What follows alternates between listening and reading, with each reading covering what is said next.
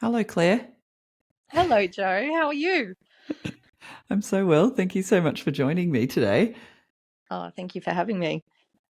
No problem. Let's get started. Tell me, who are you? Where are you from? And where are you based now? Okay, my name's Claire Delahunty. I am currently based in a very small town in central Victoria in Australia called Clunes. It's Jajawarong land. And I am a writer, journalist, storyteller, originally from about an hour's drive away from where I'm living now. So I'm back close to my roots. Um, but the last decade has involved quite a bit of hopping around to a few different locations, both in Australia and overseas. Well, I'm looking forward to diving in. Give me a bit of well, let's go time warp and back in time. Give me a bit of a run through of sort of why you've ended up where you are, and then let's go in reverse from there. Okay. Well, I should also say that I have two gorgeous little girls and a lovely husband called Michael and two annoying Jack Russells. The little girls are quite small. One's 4, Audrey, and one is nearly 18 months, Evelyn. And I've definitely had the classic feeling of needing to be back near family, back near grandparents on both sides. Both are in the state of Victoria, and uh, also time to replug into my country roots, which are very important to me and very have called very strongly to me all the time, basically, that I've been traveling. Yeah, it's funny, isn't it? And it's funny how babies sort of kick that into gear a bit. I know that was the same for my parents. They'd been overseas for years and years. They got married well, not relatively young, but got married in sort of the early 70s. But then sort of after years of being abroad, mum was like, I don't want to have babies in London. Like, let's go home, please. And so they left within 3 months, I think. And then mum fell pregnant pretty soon after with me when they got home. So I totally understand that feeling of it can be a pretty strong pull. It can. Wow. Yeah, that's so interesting. And I mean, it's different for everyone. I love listening to your chats because you get the whole gamut of people who are really have really, really strong roots. And people, I say that my husband is a water lettuce because there's a plant that just sort of drifts along on river currents, and it has long dangly roots that take all its sustenance out of the water as it goes. And that's definitely him. He can go anywhere and at any time. And I'm the Oh opposite. my God. I love that. A water lettuce. I am totally taking that. Thank you. I think I fit into that category. I reckon you might be a water lettuce. Yes. I know. I think my husband might be a bit more like you. He's even though he's mobile and we do a lot of sort of floating around the world, he's definitely the one that whenever it gets a bit like, oh, I want to go home, it's generally him. I'm like, I'm not done. I've got lots of things I want to do. Yes. Yeah. I think often it's a nice complementary kind of pairing. I don't know how two water lettuces go together, presumably great, but I do know a lot of couples who are one of each. Yep. Mm. So who made the call then to go home to where you It currently are? it was well and truly me. I Our see. So should I actually be interviewing him who has in trailed you back to to your In a way, you hometown? should. We've done turn and turnabout with trailing. You helped us to see it in a new light because the first stop we made in our travels together, leaving our home state, was to Catherine in the Northern Territory, and that was with a job for me. So he trailed me there. Then I trailed him to Canberra and again to Singapore, and then back to Canberra. So Canberra is where we were prior to our country relocation, and we'd had 5 years back after our amazing posting with the Australian government. And 5 years back in Canberra was long enough for me to know that it's a really cool place, and we had some wonderful opportunities and friends and great stuff going on for both of us there. But it was time to go. That was enough for me. So I'd been nagging him for a couple of years before he decided to take the plunge and do a startup business from a tiny miner's cottage in Clunes.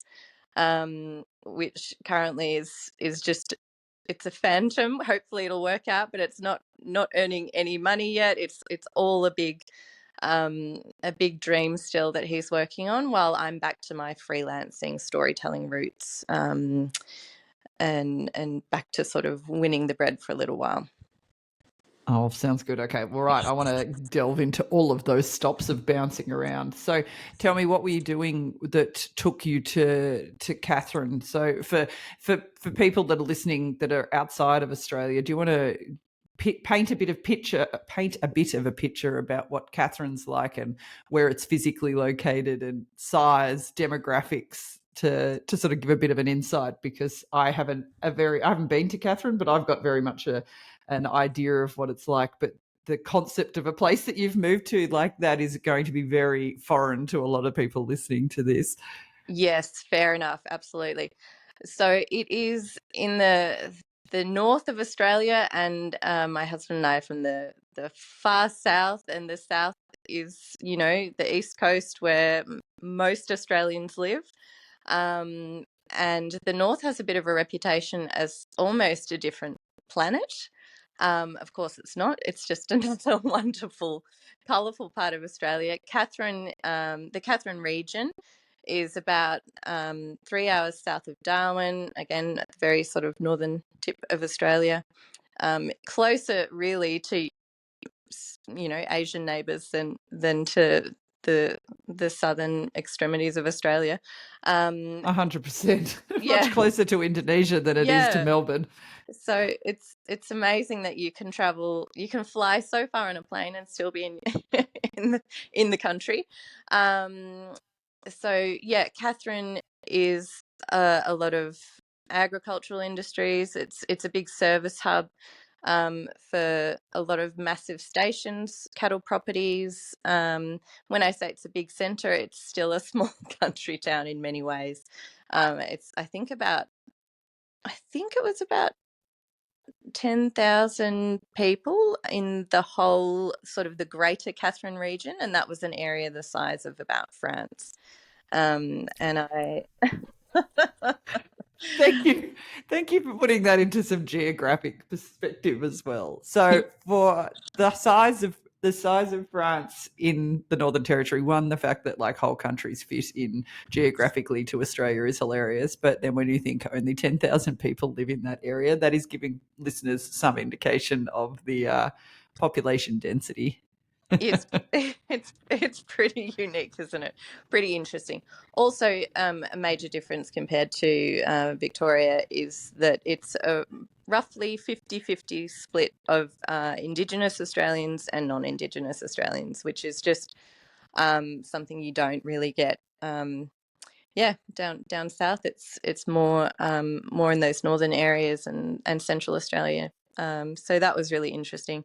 And going up to work for the Catherine Times newspaper is why I went up. My husband and I met as business journalists working in Melbourne for an online business startup that did really well. And I quickly realised the stories that I liked telling were about soft commodities, and I was so bleak on the rest of financial industries. I did not find it particularly inspiring or something that I loved. So I realised that I wanted to get into back to rural issues, not just what we grow and produce in rural areas, but the people who are doing it and the many different industries that make up a rural town. So that's my passion. Fascinating. Have you got a story that just comes to mind that was something that you just like, oh my gosh, this is a great piece of work if I don't say so myself? Oh, what a lovely question, Joe. I wish I had something more readily to hand. Um, Gosh, I mean, perhaps not a tour de force of writing, but I got to cover some fascinating stuff. I remember there was the discovery or rediscovery of some 36,000-year-old cave art in the Catherine area. And Wow. I believe, I don't know how it came to the attention of Oprah Winfrey, but she told Kenny Rogers that he needed to go and see it. when he came to Australia. So he came out. I wish I could say I sat down and interviewed him. It's sadly not that great of a story, but he came out, and it was like, you know, well, a legend had indeed come to town, and he went out and saw it, and then shortly after, um, I got to be flown out by chopper to this incredible art and have a look at it. And it's the kind of just awe-inspiring thing to be looking at something that old and precious and incredibly intact, because it was sort of under a low cave roof and it had been protected from the elements and a lot of animals. And yeah. So, and then How I'd be covering, fascinating. a school sports day the next day. So it was, I didn't mind though. It was all the colour. You get brought back to earth pretty quickly after that. You're like, yeah, just rolling where Kenny Rogers was last week, and Yep. this is what the footy scores are this week for the under nines. Exactly. Exactly. It's so funny. Yeah. I remember, you bring your southern style with you to the north until that gets quickly beaten out of you. So I rocked up with my jodhpurs because I liked riding horses, but no one wears jodhpurs. They're all in jeans and cowboy hats. I used to wear tights on the cool mornings in the slightly, if it was a 20-degree morning, I'd be wearing my tights, and I would have kids touch my legs and go, "What is this? Like, what are you?" It was funny. Oh, how funny. So how long did you guys spend up there?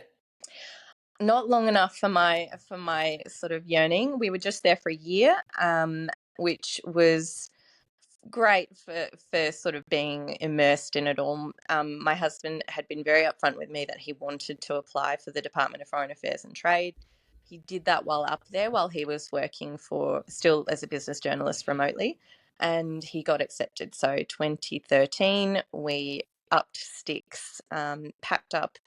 Oh, we sadly had to sell our Toyota Hilux, which we'd moved up there with, and we just went went into the family Camry zone and drove to Canberra so that he could start with a graduate intake with DFAT. And that sort of was the first time I felt I was truly trailing off somewhere. I really loved my rural journalism and couldn't quite find the equivalent in Canberra. There's plenty of journalist roles. It's a lot of political correspondency, obviously, and standard journo roles.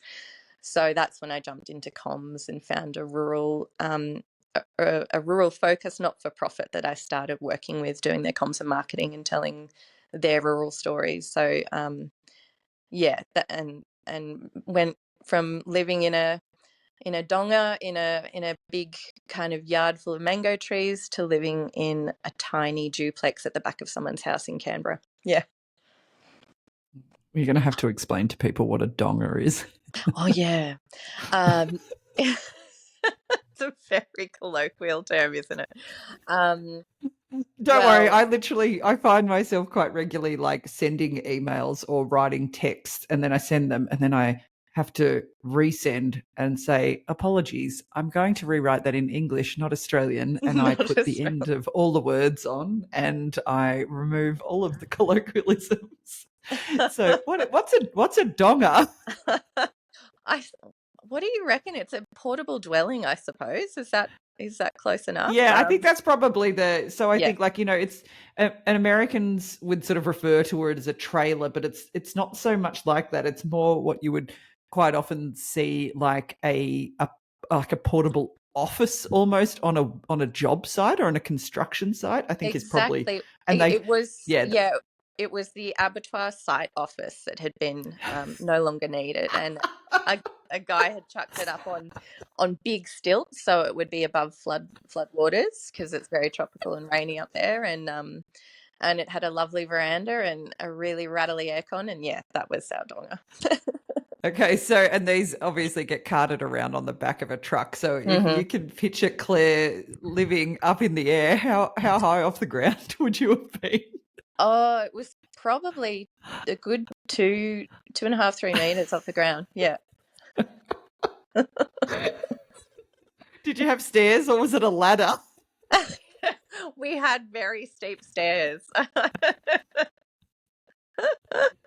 Classic. And so then I can picture that now with a like a rectangular box Yep. sitting on 3 meters stilts surrounded by mango trees. Okay. And then you've gone to Canberra, which is the very cold capital city of Australia, to go and spend winters there, I'm sure feeling very, very cold compared to the tropics.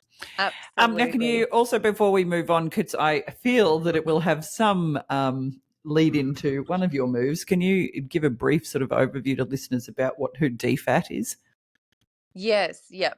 So it's a government department, Foreign Affairs and Trade, DFAT. It's basically where our diplomats come from if they're going to be working overseas, but it's a massive department with people working on all of our sort of um, foreign relations and foreign policy matters. And that's it was all brand new to me, but that's how so much of the world turns around based on what's going on in a department like that, in terms of how we're engaging with the world and what we're what we're doing with the foreign governments we have relationships with. And so I know that this was your first glimpse in trailing from the Territory down to Canberra, but I'm assuming there was a bit of an agenda with your husband that I know a lot of people go into DFAT roles with the hope and plan of actually getting sent to a mission or a posting abroad. Was that his plan? It absolutely was. Yes, that was his plan. The sooner the better, honestly. I suppose he was there. There are grads in the graduate program. I suppose it's an intake each year, and they'll really immerse and train up people in different roles in the department. But it's quite competitive. It's often really younger people straight out of uni. My husband was a little bit older, not that old, like late 20s. But he sort of had a different lens on it and a different feeling of being a bit more seasoned and really wanting to learn and then get out and practice what he was learning about in a post environment. And most postings are for 3 years, so there's quite a bit of certainty. You sort of know which areas you'll go to for 3 years, and then the tougher ones, known as hardship posts, where it might be a conflict zone or something like that, will often be 1 year only, because they're a tough gig, and those tougher ones often you can't take your family with you. So he was always looking at ones where they were family friendly, and indeed Singapore was super family friendly. Mm. So tell me, how long did you guys have in Canberra before the posting came up? About 18 months Oh before we wow! were Okay, off. Yeah. quick. Yes, it was quick. Yeah, yeah. And exciting. And they sort of put out lists of which postings are becoming available, and it can be, as I said, quite competitive, and people get very enthused, and everyone has their area of interest, of course. And Michael was definitely happy with that sort of Southeast Asia environment. He was very interested in our relationships with that part of the world. Some people, just want to go straight to London or Washington or something like that. But yeah, Mm. Singapore came up, and it was appealing and ticked boxes for both of us. So we packed up. No kids at that point. Yeah. Packed up So what in. year are we talking? We're talking 2014 to 2017. We were in Singapore. Yeah, fab. Oh, well, you got out in time to not have to do COVID here. Oh, it sounds so tough. We still have some good friends over there, and yeah, and obviously you've lived the strangeness. It was such a different world, I think, when we were there, without any of those. The lockdown in apartments and condos did not sound fun at all. Well, we missed all that. We were lucky we didn't get here until sort of mid 22. So it was well Uh, and truly the swing was back in action, but definitely still a lot more tight around things than it had been moving from rural Australia over here. yeah. But tell me, how, obviously, because there had been a man with a plan that had sort of plotted this out, I'm assuming that you were involved in the conversation at some stage there, but what sort of, I guess, headspace and career prep and everything did you do before you left Canberra? Because that's a relatively quick turnaround from going, you know, very, very isolated community in the territory, having a bit of a stopover in a very small and cruisy capital city, Mm. to then coming over here. Like, where was your head at? Yeah, it was spinning a little bit. I think I was still digesting having farewelled my rural journalism, to be honest. I had probably pictured ideally doing it for longer and going to a few more tiny towns, which I love. So very, very different to where I've ended up going. But I was very lucky to be working with this not-for-profit focused on developing rural leadership for people in Australia. And we had a new boss start, I think, like the week before I was due to go on posting, and he was fantastic. This is all pre-COVID and pre-remote working being the norm, and he just had a super casual chat and said, "You want to keep doing your job?" And I said, "Yes, please." So I was so lucky to be able to go and keep doing that job that I had in Australia. And Singapore's also a place where you you can work. We went over on a diplomatic, each on a diplomatic passport, and to work for your Australian job, nothing at all changes. And then later I did get a job in Singapore, and all I had to do was give up my diplomatic immunity. So I could not go and gaily embezzle funds or whatever I, might have planned to do. I would be subject to Singapore law and would not no longer have that sort of diplomatic immunity status. But that was all.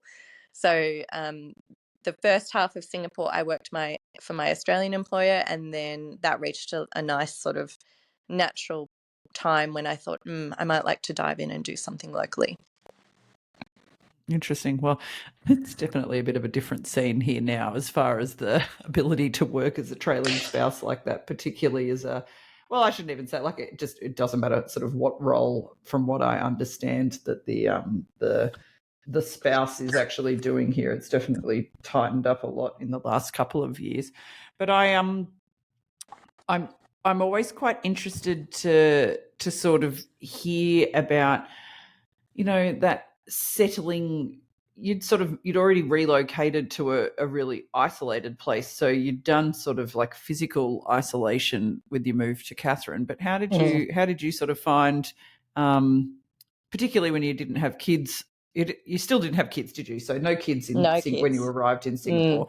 So I often find that they are a nice little hook to meet people when you arrive with no kids and with a job, or some other sort of responsibility that you're doing remotely. How did you find settling in here? yeah, definitely had its sort of painful parts as well as the exciting parts. I remember I think we were in a hotel for the first couple of weeks, a very nice hotel. And I remember sort of this feeling of it being really surreal, sitting at the top in the conference room of this hotel, tapping away, doing my kind of rural focus content, and not knowing a soul and carrying on with my job. But the thing about going over on a diplomatic posting is that there's kind of that ready-made community waiting at the Australian High Commission in Singapore, in this case. They also have a role, I think, on all posts called a community liaison officer. So I was like picked up in a minibus one day by the clo role, they call it, and taken around basically to see the sights and have an ice cream. And that felt very kind of like, depending on a parent again, that was a funny but nice way to be shown some of the basics. And I think taken through the motions of getting your ticket and everything for the MRT. So a lot of hand holding in that respect that most trailing spouses don't get. And there were lots of social functions at the High Commission every single week. So you're straight into that Aussie transplant zone with some really lovely people, military families as well as diplomatic families, different ages, kids, older, younger, all walks of life. And that was great. But it was always quite important to me as well to fit into the local scene as much as possible and make some local friends, which definitely happened later. And a lot of it happened through finding a magnificent co-working space, which sadly is no longer there because like happens, the founder has moved on and the co-working space packed up. But it was a really integral part of me putting feelers out to find my people and my place and somewhere to work in that I wouldn't be feeling so kind of dislocated in. Yeah. I can totally vouch for that. You would be very jealous of the co-working space that I work out of here. Well, it's actually, they've got 6 venues across the venues. I call it that because they are running it like a hospitality setup. It's so good. Like one of the, a lot of, probably 50-50 of them are in like historic buildings around the city, and you can just sort of bounce between them. It's so fabulous. But like one of my co-working spaces is in Raffles. It's so nice. So good. So I like pinch myself. I had to have moments like you say, when I'm doing projects that I'm working on that are like rural Australia focused, and then I look up and I'm looking out the window of this like colonial iconic building in the city, like the middle of a global city. It's not lost on me either, those feelings you were having in the hotel. Yeah, it's amazing. It is amazing, isn't it? The kind of, I think that's quite unique to Singapore and probably a couple of other locations, but it's an amazing lifestyle and backdrop for whatever you're doing. It's pretty incredible, especially if you've got ties to small town Australia. I think it's a real juxtaposition, that's for sure. So did you find that like with the sort of diplomatic scene that you then were mixing and interacting with other countries' crowds, or not so Yes. much? Yeah, definitely. As time went on, you'd sort of get a bit of cross-pollination. The embassy is very close to the Australian High Commission with the British and the US. So again, it's a very predictable sort of sphere of literally the friendly nations and the ties that we have globally sort of reflected in the ties you'd make socially. And for the people that haven't actually been like in Singapore, they are literally, all 3 of them are buildings next door to each other across the road from Interpol. Exactly. Yeah, it's your neighbours. And we had some Aussie people working in Interpol too. So it was this kind of, little cluster of places to be social, and you'd get invited to different events at different each different spot. And we went to some social events on ships docked at various points around the island, a Canadian ship. I'd just go along and, be like, wow, this is surreal having jalapeno poppers on a ship with Canadians. Like, it's really weird. That's so good. That's so good. I love it. Like, I love that. That's something that I love when and even you don't even have to be traveling abroad or living abroad to sort of come across that. But I love it when, if you have traveled and experienced food from like jalapeno poppers from certain places, and then you turn up in someone's home and they serve it to you. Like my book club here is a good majority of them are American, and so we had like Thanksgiving book club session, and all the American girls cooked all this crazy style. Well, I think it's crazy because it was, I literally had a sugar coma that night with the amount of like sugar that I ingested. But it's just so fun. I love the food thing is such a cool thing. Like obviously you can go to restaurants, but when it's people serving it in that sort of situation's really cool as well. It is cool. Yeah. So, how you had the 3 year posting here? Were you guys then sort of keen to explore what it might have looked like going somewhere else, or were you like, no, I don't want to do this. Let's go home. We were, but it didn't pan out that way. We arrived back in Canberra in 2017 in winter, and I did have a little Oh inward groan of like, gosh. oh, okay, not my favorite place, not my favorite I season. just did that. I just did that in your going out in sympathy. I just like Yeah. inwardly groaned when you said that. Yes.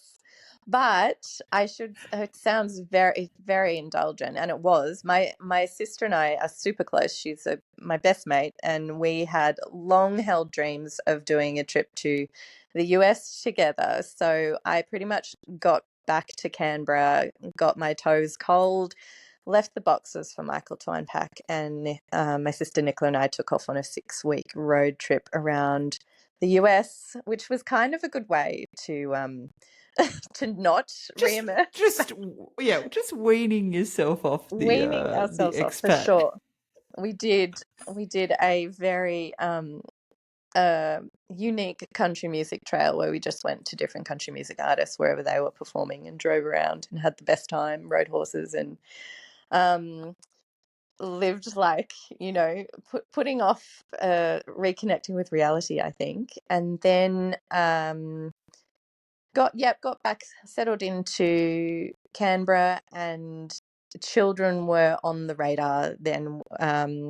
Being in my early 30s, we decided we'd had a good run of just living our lives as a couple, and it was time to have a family. And so that became the next chapter in Canberra, really. I had both my girls in Canberra, and kept working on and off through different postpartum and periods of having babies. But I ended up, my other love, I suppose, is being creative and writing, and I ended up working with the writers' body in the ACT in Canberra.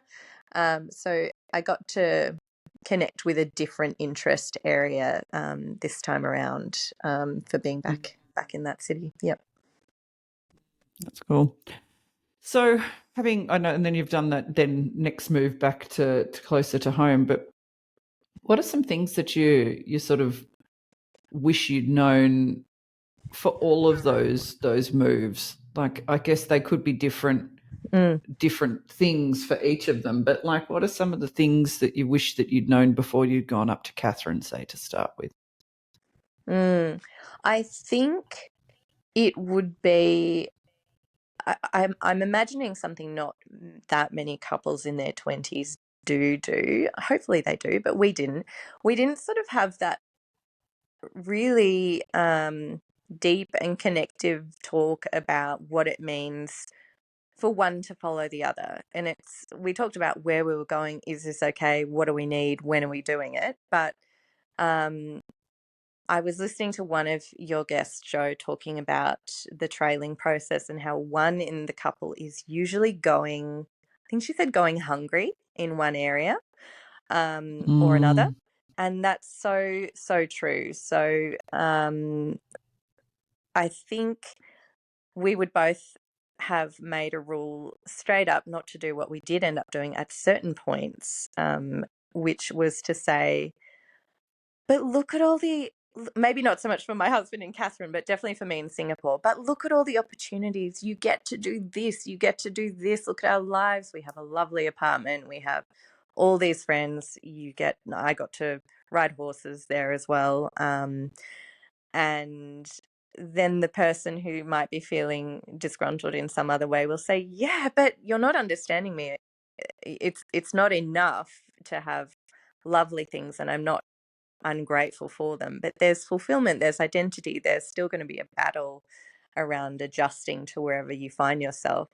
Um, and then if the person who's there for their job is having a tough time and a lot of pressure, and they go, oh my gosh, this job, I'm just so tired. I've definitely had moments where I've gone, well, we're here for you, so which neither of us are proud of, but that's definitely happened. We've definitely been there felt it, said it, and found that it's just not the most constructive way to be wherever we find ourselves. It's really taken us time to just always try our best to apply compassion, whichever position you are in. If you're having a tough time because you've uprooted and trailed somewhere, then that needs a lot of sort of understanding and empathy. And if you're having a tough time in the job that you've chosen to go and pursue, and you just need that support from your partner, even though it's been 100% your choice, that's what we do. And it took us a while to practice that, I think. Claire, that is just so beautifully articulated. Like I could actually I could completely relate to everything that you've just said there. And I think that when one half is, and I agree with you, I love that concept of like the going hungry part, in the most sort of, first world privileged way to say that, but I can't totally Yes. agree with you. But I think that for anyone, no one loves their job every day, regardless of whether you haven't moved anywhere, whatever. No one loves going to work every single day. And I feel that for the person that is working, that pressure is real, and you've almost got to like vent elsewhere, not to the hungry spouse about how you're having a crap day or whatever, because that rebuttal when they're not feeling that crash hot is like, well, you think your day was bad? I know. I drank 3 bottles of champagne before lunch. I know. So true, though. Yeah. So, yeah, that's really interesting, and I don't think that, well, like you've said, I don't think that discussion happens because you don't know until you've done it. And that was just one of the biggest reasons that I even wanted to do this podcast in the first place, was just that, like, if you haven't gone somewhere yet, like, these are the conversations that are genuinely going to make your life so much smoother. Like, we've interviewed a couple of medical trailing spouses on the podcast as well. And while they are bouncing around a lot, it's something that it comes up time and time again, is that's the sort of stuff that you're not thinking about. And that's quite often even more mind-blowing when you're in that medical field, where you sort of think that around the well-being side and stuff might have a bit more, I don't know, support wrapped around it. So I'm actually quite interested to sort of see, like, as far as then the move to Singapore, was there sort of support from DFAT and the Australian government and that sort of things around your preparation, like before you left? Like, was there any sort of, I guess, prep as far as pre-departure? A bit. You sort of get a pretty standard dossier on the post with information on the country you're going to, everything from if you've got kids, where you might send them to school, to what the country's attitudes are to same-sex relationships, if that applies to you, or whatever it might be. Basics on levels of safety, levels of ease, language, all of that. But that's sort of up to you to digest, and you could just Google the same thing largely. But you do get supported in that you get packed up by, like, your move is done for you. And I think that's pretty incredible, because often a posting will come up really quite quickly and you have to go. And I think especially if, like, gosh, if we'd had kids at that point, little kids, you do want that. That's quite a luxury to have the employer step in and pack you up. I know that happens sometimes privately for people going overseas, but not always. And that's been my favorite thing, is that they would box us up and do the same when we're coming back home. I think that's the practical side of things that can stress you out. If that's taken off your plate, you have a little more leeway to just kind of get your head around what you're doing together and where you're going. I guess because I'm always really sort of interested to hear from people with what sort of I don't know, like, is the well-being side of things sort of included in that? So you like sort of, you've obviously got those really practical things, and like we got packed up as well, which was fabulous. We don't on the way home, which is not fabulous, but Yeah. um I'm sort of thinking like that that even just that conversation that you guys, it took a long time to work out yourself, like what does that look like? I'm always really intrigued to, because that definitely wasn't involved with us. Like we were set up with Mm. a relocation agent, so that when we came and had a look around, we had the minibus equivalent of someone picking us up and driving us around and looking at Mm-hmm. schools, and this is where you Mm. buy milk, and this is a wet market, and like, yeah, go over there and buy like a pass for the train. But there wasn't any of that sort of other sort of like, have you thought about this? And like, I don't know. I guess it's all, Yeah. I think sometimes as well, it drops off because it's quite exciting. Like it's exciting to be moving somewhere new, and you don't sort of think about it until you hit in like, 2 weeks, a month, 3 months, that you're like, oh dear, we probably didn't give this as much airtime in our like pillow talk as we should have. That's so true. Yeah, look, I think that that word well-being, it's so important, and we're becoming more and more aware of, like, isn't it silly? Well-being is the key to everything, and human beings um all have certain needs around relocating. I think I really felt moving with a diplomat and having been in this social scene with all my husband's diplomat friends, that there was this culture of like, are you fit enough? Like, are you international fit? Are you ready to go? Are you ready to um, jump in and settle in and hit the ground running, sort of thing? There's this kind of maybe bravado around how well you're going to go, and definitely for me, a part of me still felt like the small town kid who needed to learn how to use public transport in Melbourne and appreciated learning how to use it in Singapore, and was cautious feeling my way around,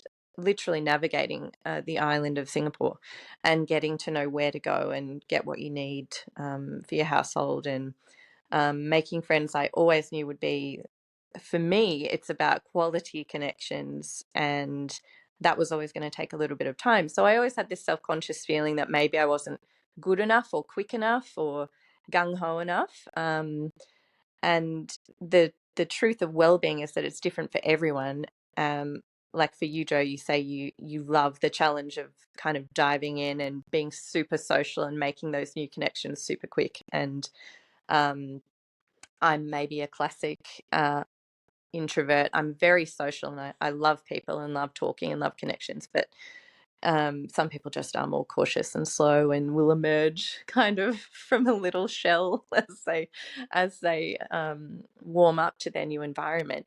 And I find going overseas, the crux of culture shock is that you no longer have all the cues that tell you what people are thinking and feeling around you as you learn the nuances of a new culture, even if the language is the same. And that would apply anywhere you go, because we're all so different depending on that kind of cultural context. So I always feel adrift until I've gotten the hang of figuring out what people are thinking, and and feeling that I can read the room and read the place. And part of that, I think, for me was just doing what I should have done earlier and finding out a bit more about Singapore's history, learning about its system of government. Uh, really unique. The fact that it was so close to being part of Malaysia at one point, and then it became its own unique state. All of that is fascinating, and it helps you understand the people that you're living side by side with. I found, for me. Such great advice, and I agree completely. Like having some sort of historic understanding of a place, I would have been far, well, I shouldn't say more beneficial for me, but it's something that I have very much delved into since being here, because you're so like, it's so true what you're saying, like that it makes sense with like the dynamics and things between different demographics and cultures and religions and things in a place when you have a bit more of an understanding of the history. I think that's a really interesting point, and that's probably a good little bit of advice that sounds like that we're both giving, is just do even like a bit of history 101 on the place before you head off. I just wanted to take you back though to that fitness thing, because that's a really interesting concept, because I haven't heard it referred to like that, but I am aware of that. Bravado is a great word for it, that in some scenes here. Did you find that it was like that fitness was sort of that concept of being like fit for the posting and fit for the, what did you actually refer to it as posting fitness? What was the word you said? I think so. I think I just coined it then, Joe. Wow. Oh, okay. I was going to say no, because I was going to say, was that talk around the people that were actually the worker as opposed to the staff, or was that sort of, like, sorry, as opposed to the spouses, or was it more like on the, you're going to all these events and things, and it's the spouses say like, how's your fitness? Like, how was it more the, like, who was that sort of that who was having that conversation, I guess, is my question. I feel like it was more on the part of the diplomats, the people who were Yeah. raring to go themselves and ready to go and post. I felt, rightly or wrongly, like it certainly wasn't ever said explicitly. I just felt like perhaps there was an appraisal of partners, and maybe this is because it was at a point where not many of us had children. It was sort of like which dynamic duos are ready to kind of go out there and conquer and whatever that means, thrive. Mm.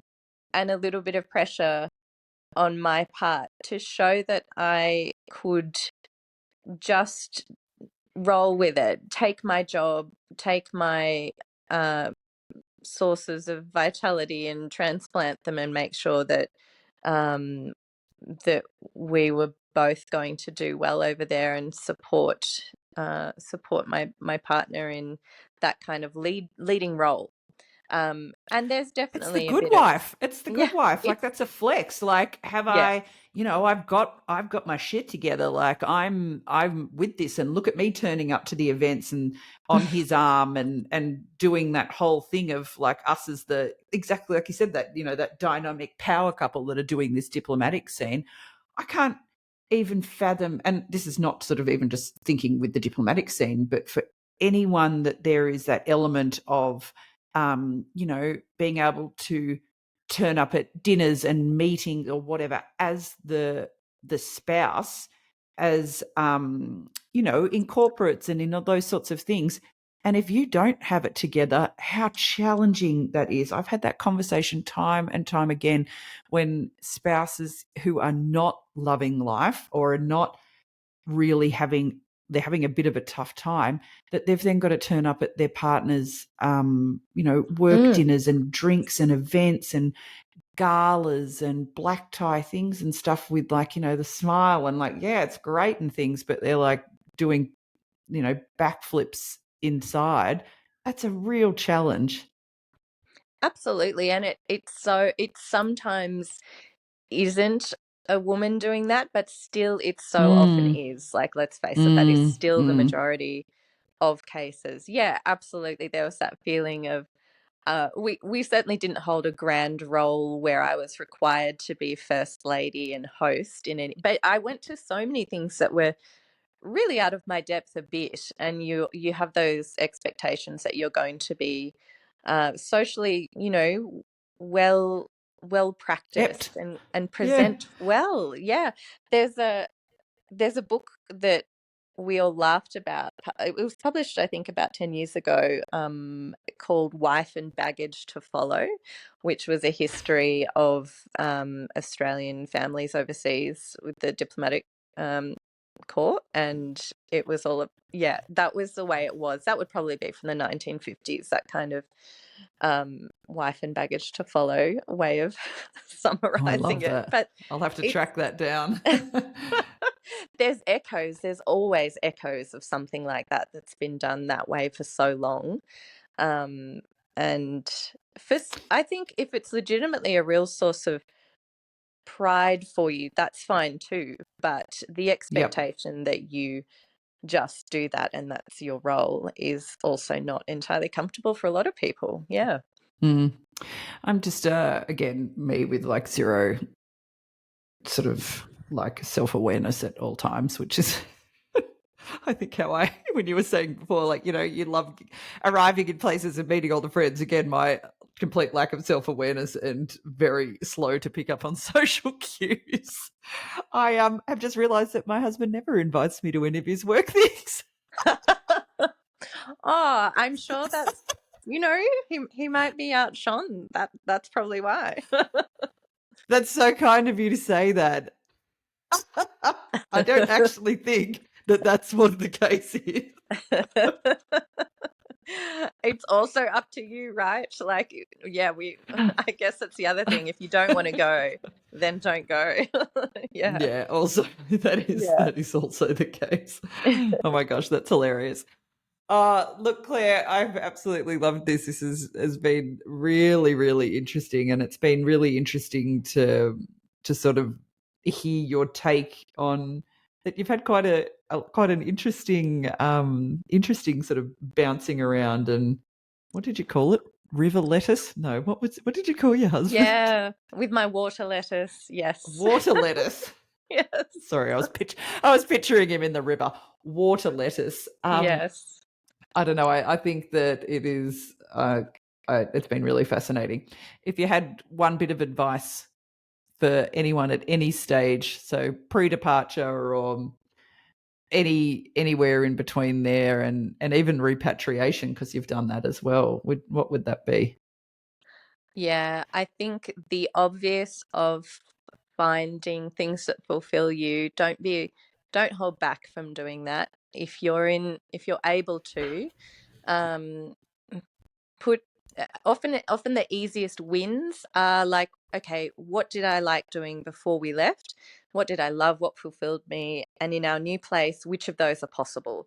And try and grab. Sometimes it's not many. So for me, it was a lot. Try and grasp those as quickly as you can, because things like joining a writing club, doing a little bit of clay target shooting, I felt like I was just continuing things that had been part of my life, part of my rural life. And even though I was doing it in these like amazing settings crammed into this tiny island of Singapore, they just had me feeling connected and also quite proud of myself. Once you find those things, I think, um, give yourself a pat on the back, because it's not always straightforward, and it takes taking a deep breath and putting yourself out there sometimes, even just to go and join those new clubs and areas. I joined a writing group as well and was chatting to people from all over the world through that. And I was really, really chuffed every time I added something kind of healthy and nutritious to my soul, to my plate. And that's, I think, great for someone who's following to do. And repatriating, try and do the same. It might be to be back to a place you've been before, it might be somewhere new. Give yourself the leeway and the kindness to yourself to know that it will take some time to reorient and find those things again back in your more familiar home environs. And things will have changed even in 3 years. Friends move around and people change. Your interests may have changed.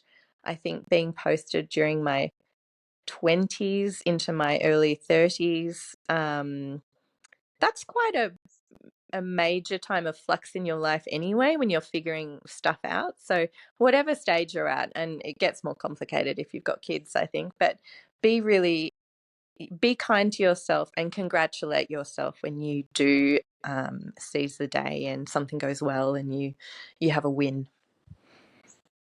I love that. That's so good. I think that's just a beautiful note to end on, Claire. Thank you so much for your time. It's been really such a treat to talk to you today. Oh, likewise, Joe. It's been so nice to be able to go down memory lane with you, and I love this project. I would have eaten it up if your podcast and your business was available when I was on post. Oh, thanks. Okay, thank you again. Thanks, Joe.